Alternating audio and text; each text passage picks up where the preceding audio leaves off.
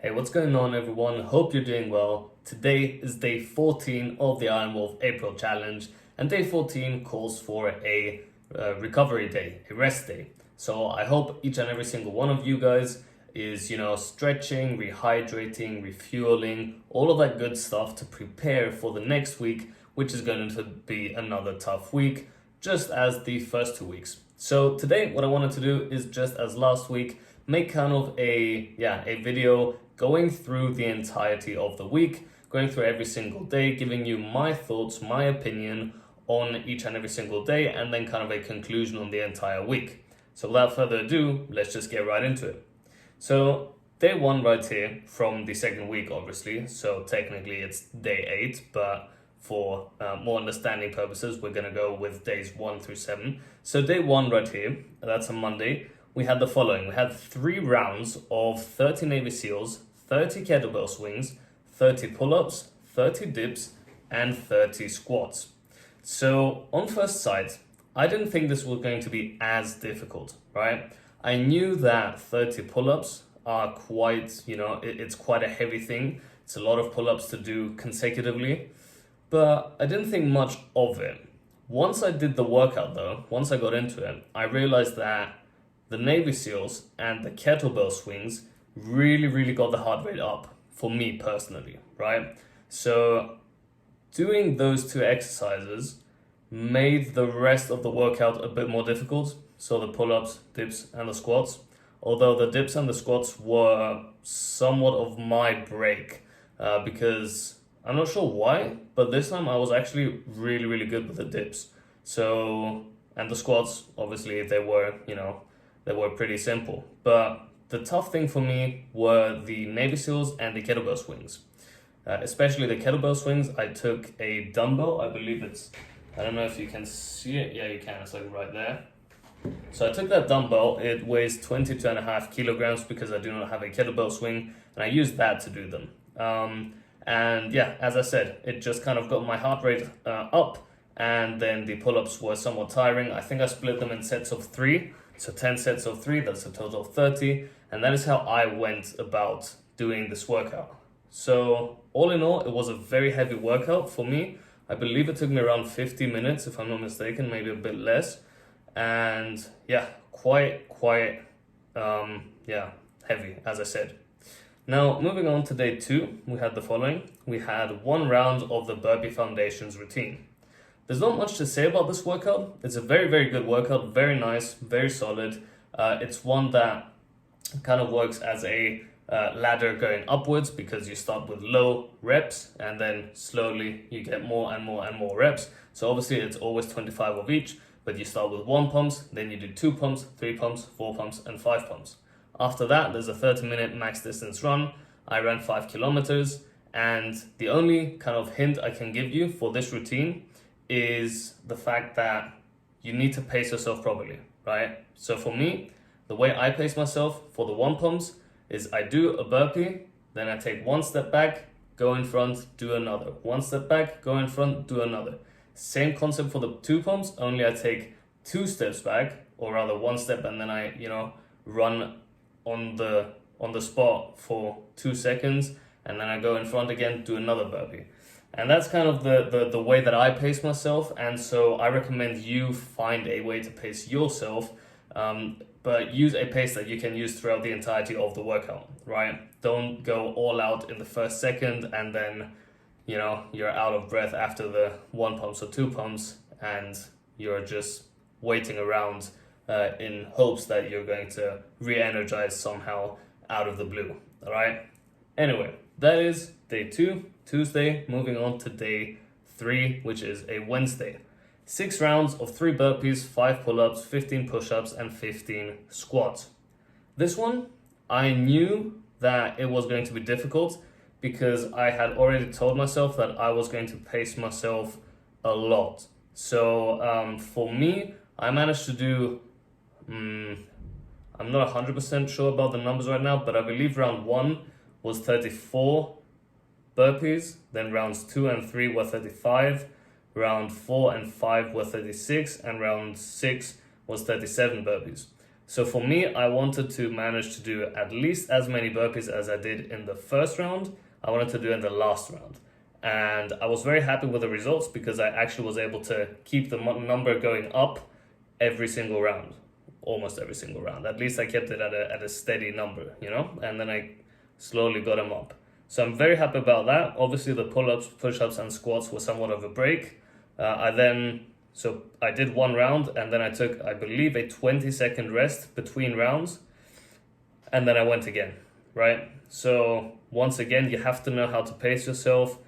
Either, you know, you go all out and you just simply don't stop. You have to embed it in your mind that you're just not going to stop. You're going to keep going and going and going no matter what your body or your mind is telling you. You just have to keep going, or you're going to take it a bit slowly, but, you know, don't take it extremely slowly so that it's not a challenge anymore, because these workouts are not supposed to be easy. They're supposed to be difficult. So try and challenge yourself as much as possible. All right. Now we've got Thursday, which was 152 pump burpees, and every 5 minutes you would stop and do either 25 kettlebell swings or 25 jump squats. So for me, what I did were the jump squats, because I was really feeling my lower back and I was quite in some pain. So I didn't want to, you know, ruin that or make that even worse. So I decided to do the jump squats, and that's what you should do. So you should train smart. Don't, you know, let your ego get the best of you. If you are feeling pain somewhere for any sort of reason and you feel like you shouldn't do the exercise, then don't do it. Switch it with something else. Still get the work in, but, you know, obviously train smart, train wise, and get it done. So I think I got, let me think, I think I did 4 rounds in total. So that would be 100 jump squats and obviously the 152 pump burpees. It took me around 20 minutes if I'm not mistaken. And it was, yeah, it wasn't as bad as I thought it would be, right? For me, the worst day was, I think, the Wednesday, because I went all out on the Wednesday, right? Anyway, so that's the Thursday. Again, not much to say here other than, you know, try your best to keep the numbers somewhat the same. So if you know that you can do, say, 40 burpees within 5 minutes, then try to keep that number at 40 every single round. Once again, that's all. Moving on to Friday, we had one round of 2, 4, 6, 8, 10, 12, 10, 8, 6, 4, 2, pull-ups, dips, and push-ups. Now, what I decided to do here is I did this workout slowly, purposefully, right? I know that, you know, I could do this much faster. So for you to understand, I finished this workout in, I believe, 21 minutes.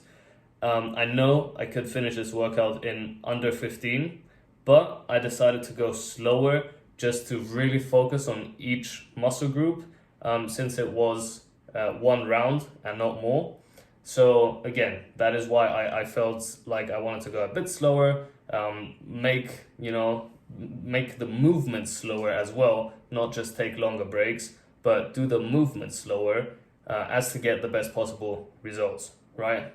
And every single time I switched the grip, so I went from, you know, really wide to just the classic grip to very close grip, and you know, if you have a pull-up bar like this one, you also have these bars that go like that, so you can hold them like that instead of like that.